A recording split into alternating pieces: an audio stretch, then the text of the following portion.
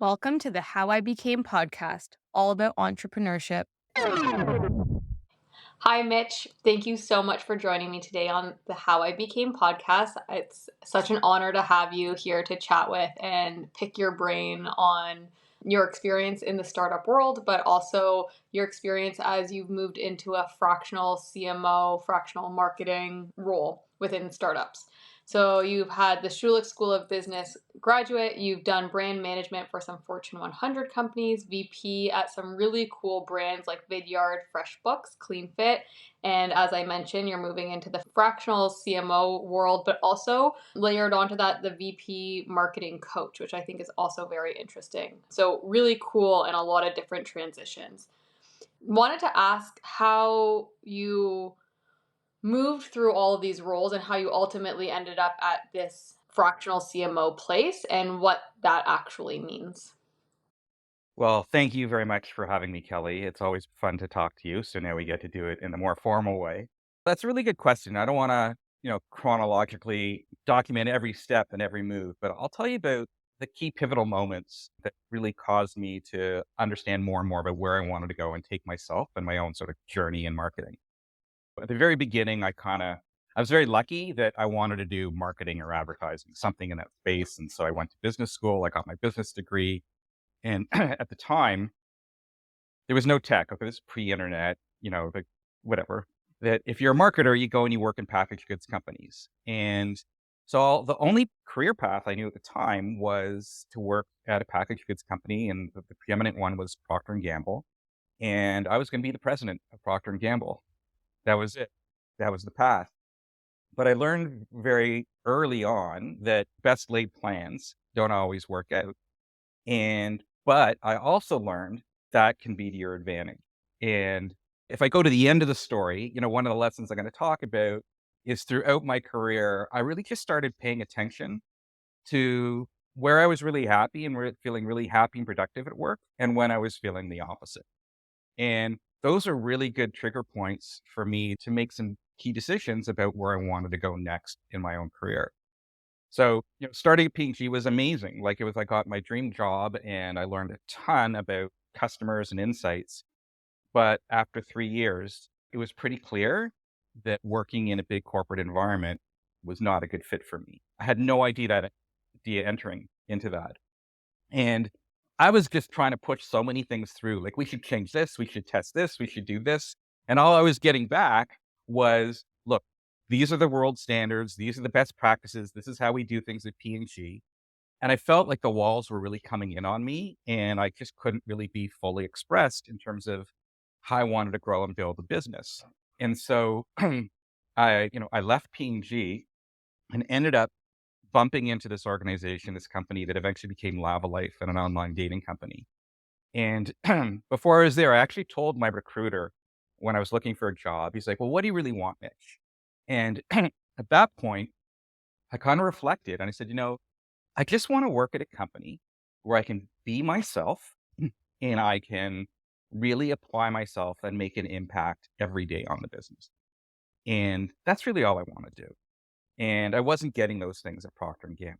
And I think through our careers, we tend to move the pendulum from one side to the other. Whatever we're not getting somewhere else is what we look for in the next. And so I ended up at an early stage startup called Lavalife. And the mandate was figure it out. We've launched a couple markets. We want to make this thing really big in the online dating space. There was no online dating. It was actually telephone dating. And my job was to actually build the best practices for an entirely new category in an entirely new space of which there were no rules. No one had figured out how to market or sell or grow a business like this before. It was entirely new. Wow. And the beautiful thing, I was also very lucky because the company was very much committed to building a really good company. So the founders, they had a really solid business. It was spinning off lots of cash. So that was great. They didn't just go and just grab a bunch of money. They said, what, let's build a great company. And, I really learned a lot and I was at Lavalife for 9 years. And I'll say though, the last 2 years were awful, right? So, but before that, these guys had invested so much in building values, culture, in setting very clear goals and creating a foster collaboration across teams, all these systems in place to attract and hire really amazing people. And I still think some of the best people I ever worked with were the folks I worked with at Lavalife. And what I learned through that experience, I was there for 9 years. My last two, I came in as a junior marketer, I think, marketer number one. And by the end, we'd grown from about 2 million to 100 million in revenue. And I was a VP marketing with a team of 26 people. Wow. I had a budget of $20 million. We were running TV and radio ads, and we were really killing it at the time. But I really owe it to them for also creating more and more opportunities for me to grow and develop. So I never had to spend too long in any one role before I was presented with a new opportunity to, hey, Mitch, we've got some really challenging markets. Do you want to take those and figure out how to grow them? And then, to be a director, I moved over to product and I started working on the whole product experience, which was so valuable as a marketer to understand how you navigate the buying process from someone being outside the product to inside the funnel to converting and driving revenue to, being a director of marketing to then being the VP marketing. So I really learned a lot through that. And after I left Lavalife, I really just started looking for three things. I was looking for founders that first and foremost cared about building a great company because I knew if they cared about building a great company and I enjoyed building a good company. I saw it work. Then that was criteria number one. Number two is they authentically cared about their market. And you can dismiss an online dating business as like, oh my God, who really cares about their customers? But both Procter and Gamble, I'll give them the credit, they were relentlessly customer focused. But Lavalife was also very relentlessly customer focused. And we spent a lot, really cared that our customers were getting what they needed from the business as opposed to just being a cow. And so, do you care about building a great company? Do you actually care authentically about the customers you serve? And the third is, is there an opportunity for me to come in and build something? And so the next company I joined was FreshBooks, and they were only about 8 or 9 people at the time. And it was exactly that scenario, right? Great founders, very passionate about their customers. We're building a great team, and they're, again, a new category, which ended up being a thing that I was doing. I was there for almost 5 years, and we grew from 125,000 users to over 5 million. And I'll speed through the rest, but as I went on, I built up capabilities, companies would grow, and I just felt the need to just go back. Once we built up, we were 250 people at FreshBooks, had a pretty big marketing team. It's like, you know what, it's time to go back to be employee number 10 and 11 and rebuild a new marketing organization and help a new company scale. And so I did that at Vidyard. I did that at ClearFit, which was a job posting app for small businesses, and did it at FunThrough. And it ended up being just something I really enjoyed, all the heavy lifting of like, we don't know what to do. How are we going to grow and scale this to bringing the business to a point where it's actually thriving and succeeding? Yeah, it sounds like you found your sweet spot of where you're going to add the most value, almost from that first experience of I created the playbook and we got the ball rolling. I find it interesting that even at 8 or 9 people or very small organizations, that there was even the insight on product heavy businesses to bring in marketing. Do you find that's common? Do you kind of have to explain to companies why it's important or? No, I mean, you don't want to, if you have to explain it, they're not ready for you, which is fine. Okay. Like, I think Yeah. every company is different. Like, sometimes marketing isn't the right thing to bring into that point. But it's usually the founders, they know, like I would say typically in my experiences, they're in market, they've got product market fit, they've got a business running, even if it's small, and they've got something repeatable. We need more. We don't know how to do that. And so I would come in and there were still a lot of things that were missing, that even though they were successful, how can I build these foundational elements that would give us, a really strong base to build off of and then to really scale? And so it's funny that you say that because it was after I think my third startup when I go, well, I guess this is what I really like to do. When I kept growing and then leaving to start again, you can't see my finger doing the little moves from going up and then going back down again. I actually had that conversation in my own head that said, oh, okay, so I guess this is where you really like to spend your time. And so I really enjoy that phase of growth. And I ended up being really, really good at it. And so when we talk about my fractional practice, after doing this for just over 25 years inside organizations, by the time I was done at Fund Through, I'd been thinking about doing something on my own because I guess I was 50 and I'm looking at like the next 10 years. So I said, what do I want to do for the next 10 years? I've sort of followed this pattern that's been very rewarding for me. And I'm not one of those consultants that said, I finally got out of the rat race of startups. I love Right. working with startups. I love being part of an organization. So that wasn't it. But I found that I was spending more of my time on operational things that I was pretty good at. But what I was really good at was figuring out what do we need to do, right? How do we really position ourselves for success? How do we bring in the right people to deliver on the mandate that we have right now so they can be successful? And how do we grow these companies? And the operational pieces I could do, but they weren't as much fun. And so I said, you know what? For the next 10 years, I'm going to give this thing a shot at being a fractional CMO where I'm going to come in and sort of act like I've acted in all my previous roles, just like their own full-time VP marketing. But, your first year anyway is all about figuring out what you need to do. So I decided this is where I'm going to spend my time and energy. So if you think about even a more tightly focused level of value was, what do I really like to do? Where can I add the most value for someone? And it's going to be really helping them figure out, answer the questions. What do we need to do for marketing? How do we go about building a great team? And how do we really execute on the things we need to grow? And so I took that on. And I also was thinking, my times as a full-time marketer were shrinking and shrinking. Like maybe I'd last 2 or 3, maybe 4 years in that role. And then maybe I'd jump to another company, or maybe the company for whatever reason didn't make it. But I wanted to take more control over my career.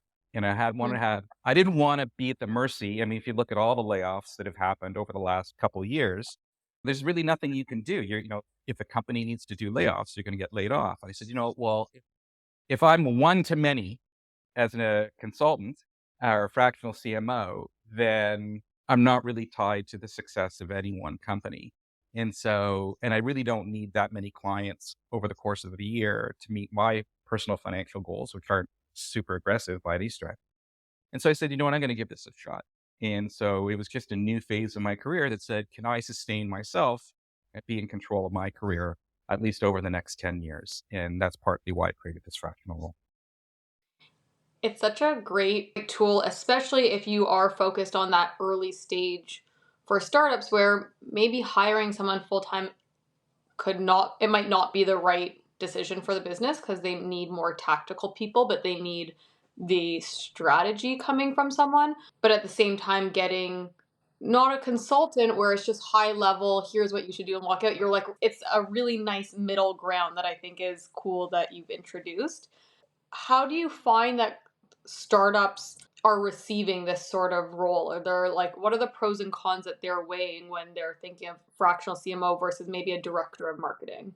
Versus fractional CMO versus director, I think there's a lot of really smart founders that understand that they've seen how crowded and competitive the marketplace is. And they've come to this realization themselves, which is really important, that marketing has now become a critical success factor for business. And it's funny because whether they go fractional or they don't go fractional, it has nothing to do. Well, the real reason in terms of my case, most people are choosing to go fractional because I ask them, like, why don't you just hire a full-time VP marketing? Is they don't know what a good VP marketing looks like because they don't know what they're going to need from marketing. They say, Mick's like, we would have no idea even how to hire a good VP marketing. Yep. And then you go, well, then how do they know they should hire me? As well, usually they've been referred to me by someone in their network and we have some conversation about what they're dealing with. And I'm very upfront about, okay, like this is totally not something for me. And in some cases say, oh, okay, from what you're telling me, like you kind of know what you need to do. You just need someone to lead that, in which case I've recommended they go and hire a director of marketing rather than bring me in. Because I said, it sounds like you need more operational leadership and execution, rather than figuring out what to do. But most are coming from a place of marketing has percolated to be one of their top priorities. The founders are either looking at themselves or the co-founders are looking at each other going, well, nobody here knows what we want to do. They want to build, a world-class marketing team that's going to be able to execute on those growth strategies, but nobody knows how to do it. And so that's what I can offer is I can come in and it's going to feel, most of my customers, even though if I'm working 1 or 2 days a week, they all think I work 5 days a week. So it feels to them like they've got a full-time VP marketing solving their big problems. And as long as we're advancing the agenda and we're putting the strategies in place, we're hiring the right people, we're getting the executions done, we're starting to deliver on all the things we say, fractional, not fractional, I think it just vanishes for them. They don't even think of me as like a fractional. They're just like, I'm their CMO. So I think that's where it comes from. But it has to start with the founder really being committed and understanding that marketing is going to be critical. Yes. And going back, we touched on it a little bit, but then you mentioned that marketing might be percolating to a top priority. Is there patterns in startups where that is the case, or types of startups? When does this function become very important? I don't know that there's a pattern. I'll just say there are founders that recognize um, early on that it's going to be like there's so many incredible founders, and I've been so privileged to work with so many smart founders, and a lot of smart founders that say I'm not starting with marketing, I'm going to start somewhere else, which is also the right decision. But and this is also a pattern for me, even in my full time work. When I talked about the three things of where I was going to work next.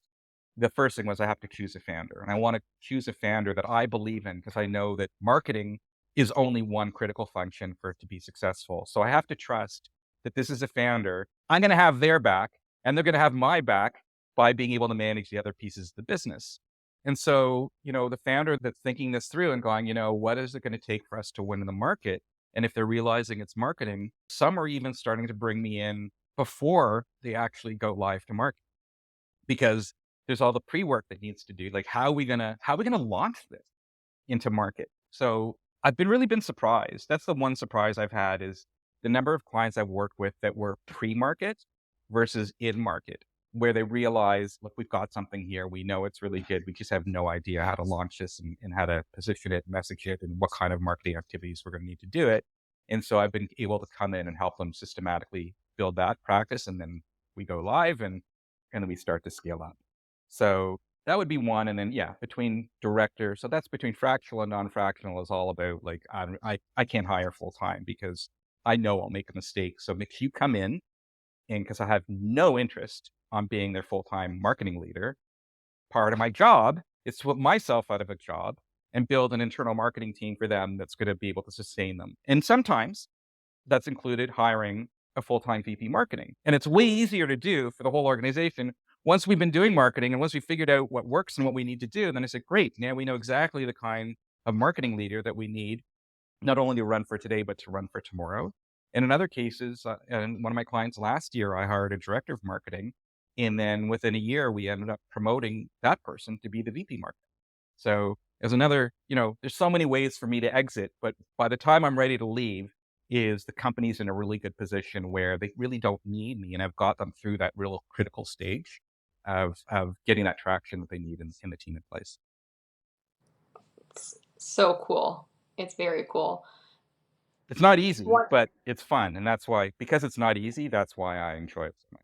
I imagine, because it's that early stage is so fragile for I mean, there's so many milestones in a startup, but that beginning part, everyone's very excited. They have the biggest passion, the most belief, but it's also the most challenging because it's from an idea to bringing it to reality or taking it from 100 customers upwards to whatever it ends up being. But it's a very hard, all guns blazing type of time period. Yeah, and I think the biggest thing is also there's unlimited things you can do. So it comes down to being able to make choices, right? Yeah. That's the most critical thing. Is like, what are we going to do with the limited resources that we have? Like everyone's got small resources and a big market opportunities. You can't do everything. So you have to make really careful and smart choices about what you're going to invest in. And that's part of the process and the rigor that I bring in, having gone through that so many times, that I can appreciate that you're not going to have a gazillion dollars. I can't build a team of 10 people out of the gate. We can't do everything. So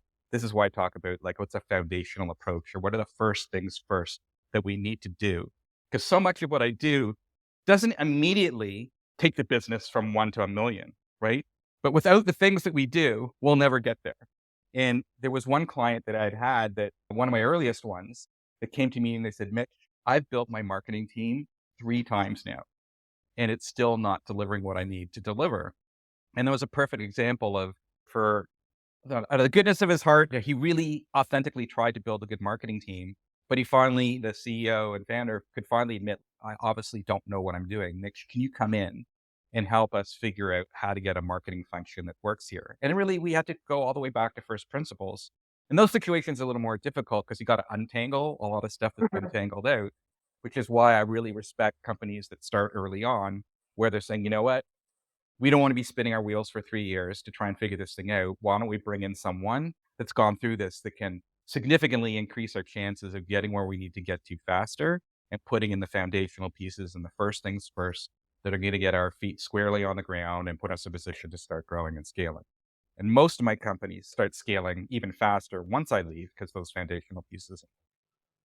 It was going to be one of my questions because you can determine based on the target audiences what are the right channels to invest in, how are you going to grow in that way. But I think one of the hardest pieces is really growing that team and figuring out what the first hire is on your marketing team.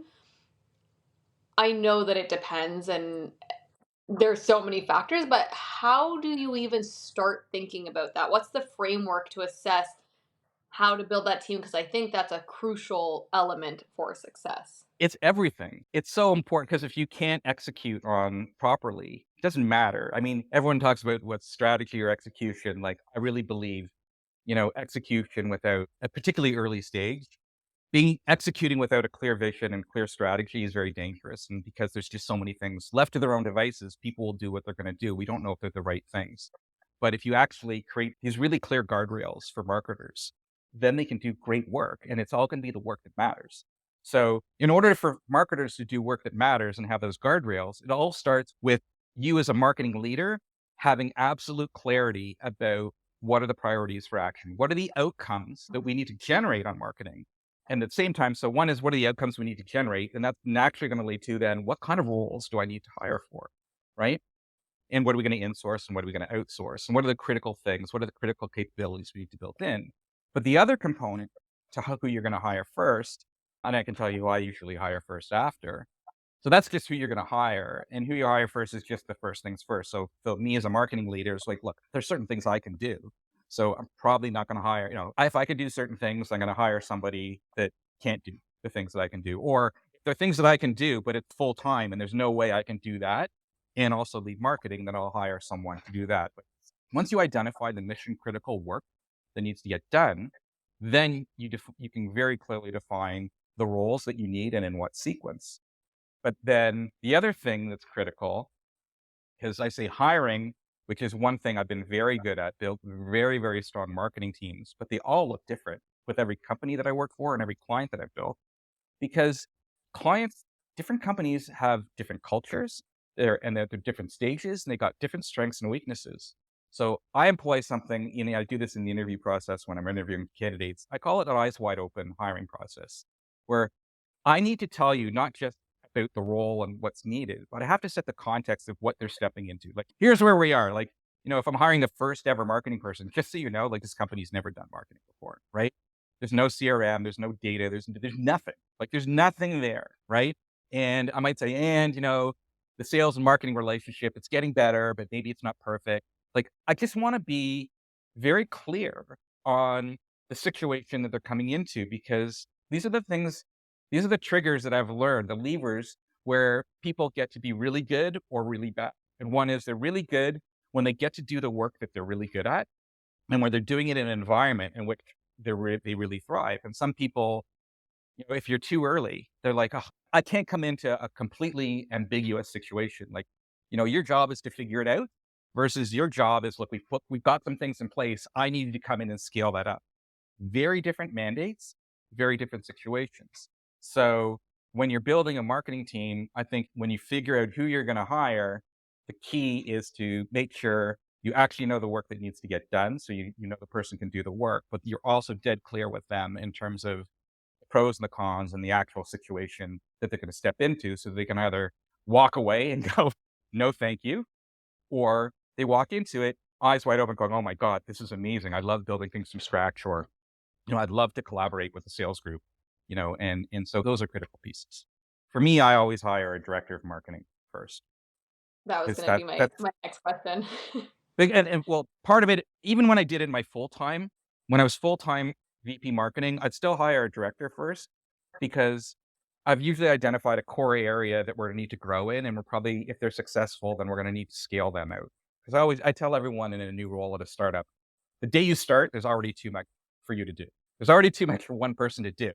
So I'm gonna hire you, and we're gonna set you up to succeed. And when you succeed, I'm hiring someone at the director level so they can self-manage themselves, and so that when they are successful, they've got capacity and capability to bring other people underneath them, rather than me having to have like 7 or 8 or 9 people report. And Right. so So this person fills in your gaps, the areas that you're not an expert in, and is kind of a more junior you. So very collaborative in that role. Is that kind of yeah, I mean, I have a how? bias for collaboration anyway, particularly early stage. You're learning so many things so quickly that if within Yeah. your own team and within cross-functionally, you're not talking, collaborating, you're just wasting valuable time and energy, and you're just gonna spin your wheels. So that's one thing. I'd say they're less of a mini me, but I'm anticipating, well, in my full-time roles, like, I'm thinking I'm gonna be there 10 years, right? Right. So I'm thinking longer term. Look, if I'm gonna build capability, I'd rather hire a director for a role, have them, because directors are still very happy to do a lot of the work. And the reward is, if you can create success for yourself, then I'm just going to give you more money. And you either spend more money or you can go hire some more people because you're creating success. And that's a very smart path. So you let your next level of directors be successful and build capabilities. So you're building in instant scale, right? So I know if something's going really well and it's just a junior person, well, now I got to find a director. Like I can't hire another junior person because they're going to both report into me, and that's going to suck up more of my time. I'd rather hire someone that has the capability to expand with their own success.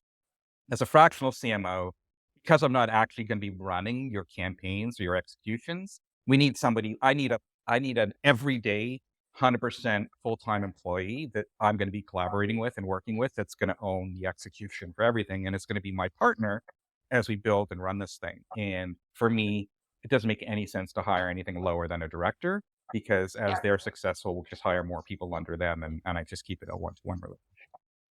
One challenge that as I talk to founders that they face is when they're really early stage, hiring is hiring unicorns or hiring very strong is difficult because someone's taking a risk in the first place to join your business. So they have to be really passionate about it versus if they are going to a Shopify or a P&G or, name any other Fortune 500 company, someone is jumping at that opportunity. It's very different until you have that scale.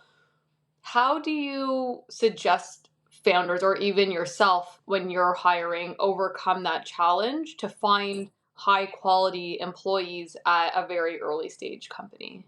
Well, I look at it differently. If I look at my own career, like, I like to think at some point I became high quality, and I just continually made myself available for early stage companies. Like, this was just, and it goes back to what I talked about as hiring, is being clear about what kind of stage or scenario you're walking into. And no matter what, there's always marketers that are going to love the stage that you're at. They're going to love stepping in to the crap that is your startup. And they love it. Like, marketers will Right. complain and they'll complain and they'll complain, but then they'll go, but I love it. Right. What you really want to do is you want to make sure that when you write your job description, when you're talking about the opportunity, you talk a lot about the context in which they're coming in and the situation around them. Because when I've hired, I've had a lot of people and I've written these job descriptions to completely push people away and to be a magnet for others. And people thought, oh my God, like, I read this job description and it sounded exactly like me.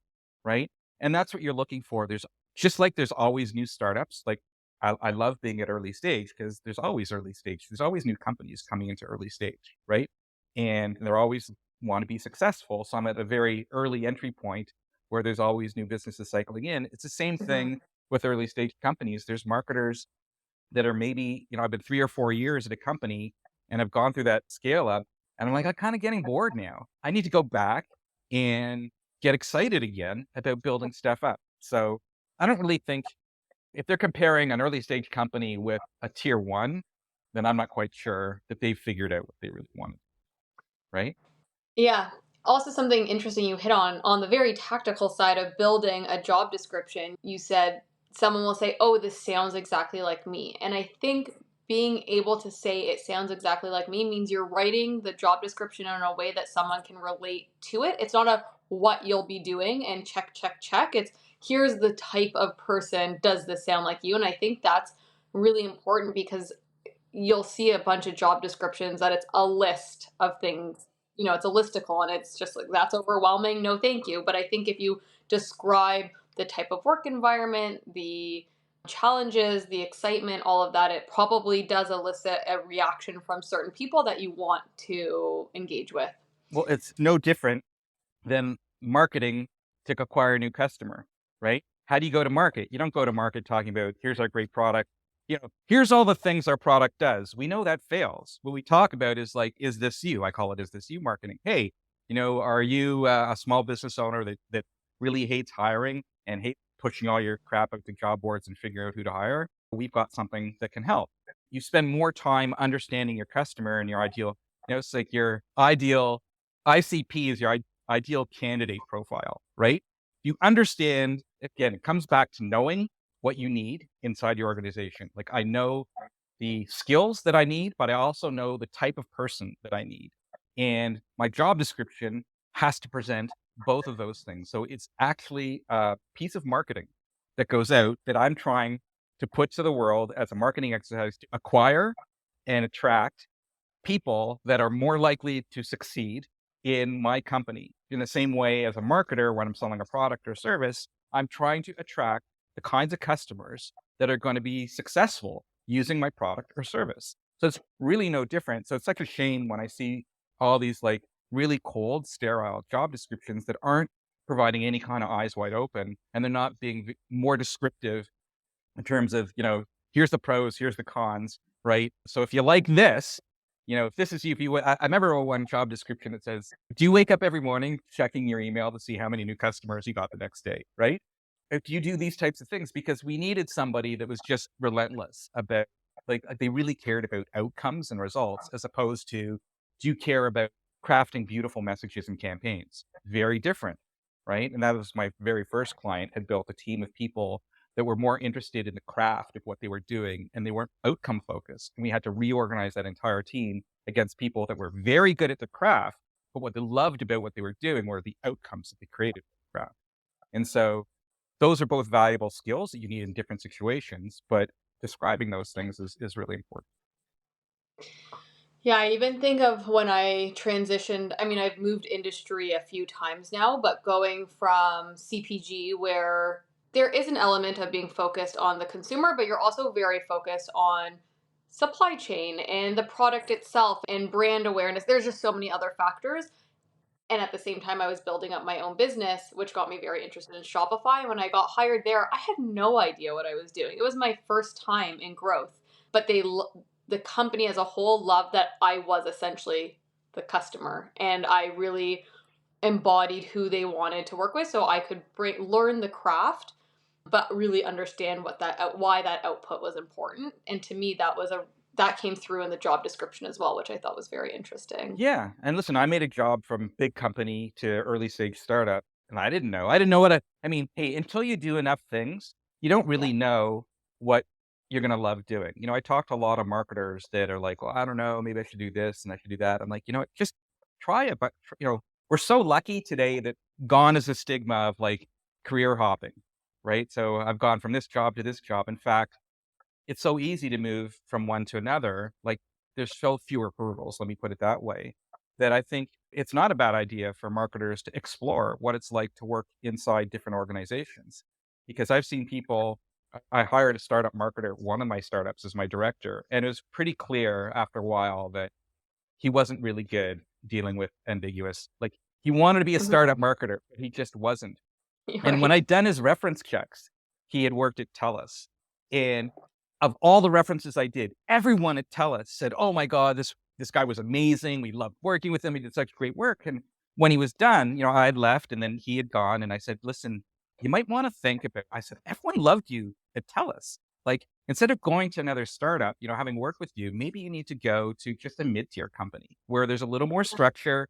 You're narrowly focused. You can do some great work. Like you're an amazing collaborator. He had so many positive attributes. he ended up working at Intuit, and he's been there for, I think, 4 years now and really enjoying it, right? And that was the right It's spot great for him, advice. but we need to Yeah. try. And it right to the beginning when you said you had to figure out where did you want to be, and it maybe wasn't at P&G where it's very structured, but maybe it wasn't going to be an early stage startup, but you had to test that out and it worked out. But yeah, it's playing the field and finding that sweet spot for you. Yeah, I didn't know I was gonna thrive there. I had no Yeah. idea, and I'm the same person, and I went from being managed out of Procter& and Gamble, like, "This guy's no good," to spending 9 years helping take a company from 2 to 100 million revenue, growing from junior marketer to VP, and, like, Yeah. doing now, of course, it wasn't all me, but I was phenomenally successful in those types of roles, but who knew? Like, I didn't know. I didn't go there because I thought I was gonna crush it. I just went there because, like, wow, these are really great people trying to build a really good company. Fascinating category, lots for me to sink my teeth into. Let's see what Right. happens. Yeah, so I just stayed in that lane because I was super happy. So, nearing to the end of Mm. our conversation, and there's a few last questions that I always ask everyone. And the first one, and I think you might have some interesting insights in this because of your role, but what are some of the myths that founders believe that you want to dispel for them? Well, that's a big question. I know. And there's a range of answers that I've received. So anything that comes to Yeah, mind. so something I find myself saying quite often is, "You're not in the business you think you're in." So if you're selling, if you're a fintech company fund through I was at, right? They were invoice factoring companies. They were in cash flow management, had a cash flow solution for a lot of small business owners. I said, if you think that's the business you're in, you're wrong. You're actually in the business of building the business that needs to go and capture that market. So early on, founders are very much attracted by the market opportunity, and they're just trying to get people in place to go and drive revenue and build a business to the market. But at some point, if they really want to grow and scale that business, you're only able to do so if you build a really strong company. You're hiring the right people at the right stage, you're creating systems and structures and a little more processes, right? But your focus starts to become as a leader is how do I create, I sort of like the conditions for success in my company so that, because if I can't build the company that can go and capture that value in the market, I'm never going to capture the market in the value in the market. And so one of the myths is you think you're building the business of what your business does, but really your most important role is building the business that's the company and creating conditions to get the right people to do amazing work, to work together, to deliver those the results that you need. And that's probably one of the biggest myths. And when you talk to a founder that's gone through that, they're like, absolutely. Once I figured out that I need to build a great company and I need to spend more of my time there, then they get it. That's when the magic happens. That's very interesting. I wonder if that is exciting to founders or discouraging because it's a little bit you have to walk away a bit from maybe it's a product you're building or whatever it is to focusing on the company itself. But it's probably more often than not very true. That's where the efforts need to go. Yeah, and there's the thing is there's no problem with the initial focus because look, I Right. don't really care about building a great company if I can't actually figure out this business, right? So, but what happens is it's a mental shift. Is like you're really focused on getting the right product, getting in front of customers, how to attract and convert people, and it has to be about that because you need to get traction in place, and you can't be thinking about how am I going to grow and scale this organization. It's all about first things first. Is let's figure out what the hell we're doing here. Is there a business to be had? And then, though, when you want to scale, when you really want to build something, and it's time, is your orientation and the value you add as a leader is very different. Now it's all about I'm responsible for creating the kind of organization that, I need to bring in people to my company that share my mission and share my passion for what we're doing, right? That are going to live the kinds of values that I value and they're going to value with each other that are I'm gonna give them meaningful work, to work on things, and I'm gonna compensate them fairly, and I'm gonna figure out how to reward these people. I'm gonna get them to refer us to all their friends and everyone in their network and say great things. So once you realize that's really the secret to building it out, and a lot of founders don't see that early on because it's not important right out of the Yeah. gate. Your founding team is important for sure. Like that is like if you get that wrong, you're never gonna get anywhere. But once you sort of figured out your product's place really your value is continuing to beat that drum, keep everybody focused, remind everyone why you're this, why do they come into work every day, make sure they enjoy working with each other, make sure they got meaningful work to do, make sure they're being pushed and challenged. Because as much as we complain, I always say it's the CEO's job to drive you crazy by giving you like goals and targets. You're going like, what the hell? Like, how am I going to do that? I'm like, well, the CEO, that's your job. You got to push me and stretch me, but then you got to support me and help me see my way through that. And I do that as a marketing leader as well. My job is to create, ambitious goals and targets, not stupid ones, but and to push people because people will learn and grow if they're faced with new challenges versus no one in the startup world wants to phone it in, right? No one that really wants to work in startups wants to. Some days you want to phone it in, but most of the time you're there because you're excited about what's going on. You want to make an impact. You want to grow and develop. Yeah, I think that's a one of the unique things about being in the startup space is you truly every day with every project can make an impact on the business, and that's you just don't find that anywhere else. I have another myth for you because Okay. I Yes. tend genuinely avoid these conversations like on LinkedIn, but I did step in once. And the other myth is if you're creating a new category, because there's all this debate about creating a new category versus marketing within an existing category. And I've done new categories enough because listen, if I could choose to, it's a lot easier to market within an existing category. But when marketing an existing category completely denigrate your inherent value, then it's a bad thing and you need to create a new one. But there's a myth that, oh, if you're going to create a new category, you need like so much money and it's going to take forever, and it's so expensive. It's like, that's total crap, right? I've done it like 3 or 4 times now. We did it at Vidyard and like my monthly budget was $5,000, right? But we still manufactured a category and created all kinds of momentum as a video marketing platform. Now it's much more video or sort of sales enablement. But in that day, we created this new category. Nobody knew anything about it. I did not have a lot of money, but we were very strategic and deliberate. We did the things we needed to do to create that story and that narrative out there. So it didn't take a gazillion years. It didn't take a gazillion dollars. If creating a new category is the right thing for you to do, don't let anyone tell you that don't do that. It's too expensive and it's, it's going to crush you.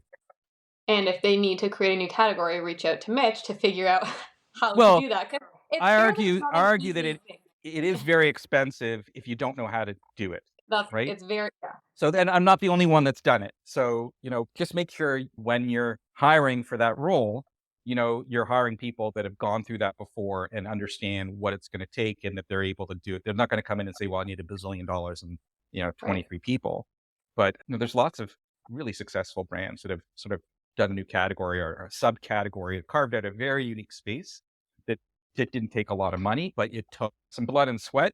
And it just took a discipline and a rigor to get there. Comes back to that passion in startups. You need to have that passion for the end goal.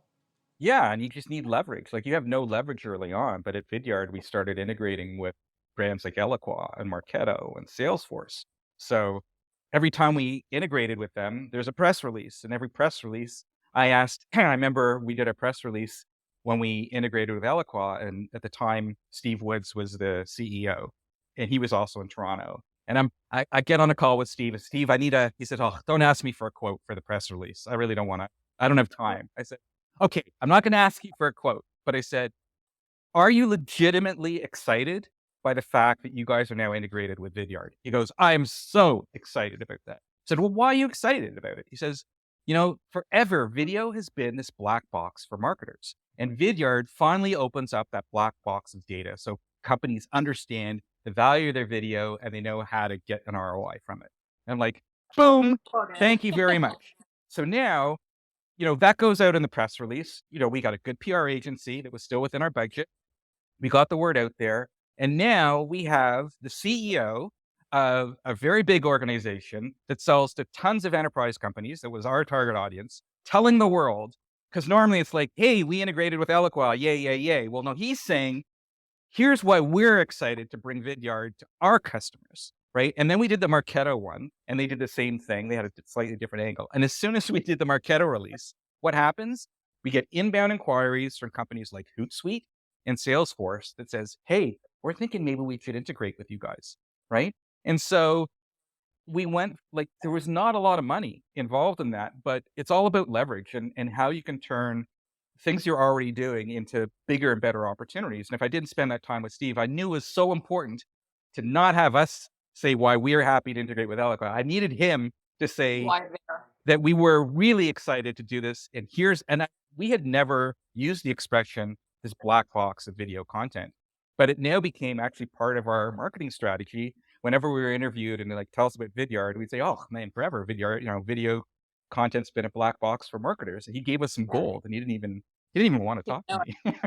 Uh, well, that's the magic right there. Yeah. My Yeah. very last question, and then I will let you go for the afternoon, is just for new founders entering in this space and finding their community and their network. And you and I just started through networking, started talking through networking, and it's such a crucial part to success. Do you have any suggestions for founders to find a network with other startups? I talk to a lot of VPs of marketing and CMOs, and we all have our challenges and struggles, but I also talk with a lot of founders, and the challenges you're facing at a founder level are very unique. And so it is important to build a community. Up teaming is one, but I don't know too many others offhand, but back when we were not as much work from home, there was the 111 environment where a lot of startups were starting up. It's still around, but I say don't be afraid to reach out to any founders in your market. It's easy enough to find other startups, and there are all these hubs that are created where startups are aggregating. But I don't know that haven't heard a lot of founders say I'm having trouble finding other startup No, and I was founders. going to say, I think all of that is great suggestions for non-founders, just people that feel entrepreneurial or in the startup space like you or I, where it's just ping someone on LinkedIn and have a conversation. Like, I think you're super active on LinkedIn and it opens a door for additional conversation. So I like that Yeah, advice. don't be afraid to. It's funny. Someone did this to me. So when I connected with someone on LinkedIn and I got a reply back that said, "Hey Mitch," with the wave emoji, "Thanks for connecting." Right? I'm like, "Oh, that was nice. I should do that." Like, I'm generally really happy when anyone connects with me on LinkedIn, right? Right. And so I started adopting that because part of me wants to let the other person, like, I don't know what they want, but I also want to let them know that it's cool if you want to have a conversation with me, right? If I'm accepting you as a connection, it also means like, hey, Open how the can I door. help you? And so now that I'm putting in the "Hey Kelly" with a wave, thanks for connecting with the exclamation mark, I'm seeing a lot more people then respond to that. Oh, really glad to know you, or blah blah blah. Would like you're kind of opening the door for a conversation without forcing it.